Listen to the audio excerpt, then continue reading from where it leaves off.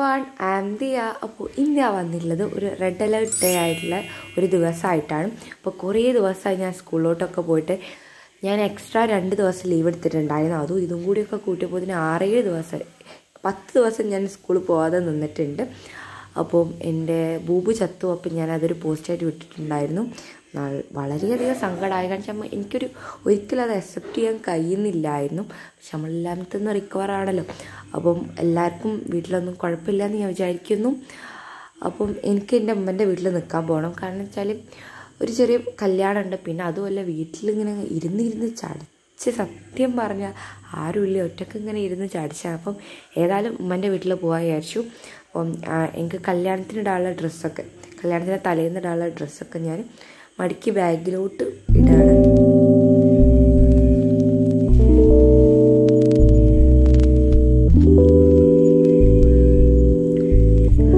അങ്ങനെ ഞങ്ങൾ ഒരു ബാഗിലാക്കിയിട്ടാട്ടോ സാധനങ്ങളൊക്കെ കൊണ്ടുവന്ന്. അപ്പോൾ എൻ്റെ പ്ലാനറാണ്.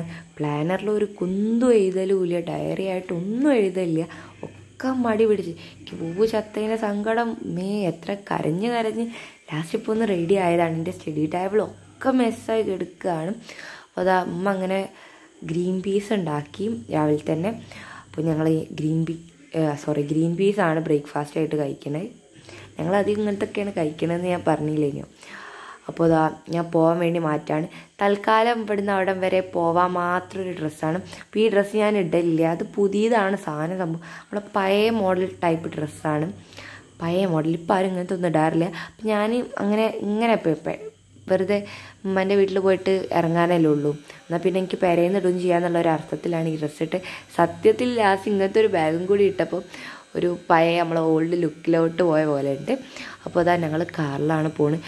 ലിയ ബാഗ് എടുത്ത് നോക്കി, നല്ല വെയിറ്റ് ഉണ്ട്. പക്ഷേ ഓൾ അത് എടുത്തിട്ടുണ്ട്. പിന്നെ ഞാൻ വീഡിയോ എടുക്കാനൊക്കെ മറന്ന് പിന്നെയാണ് എനിക്ക് ഓർമ്മ.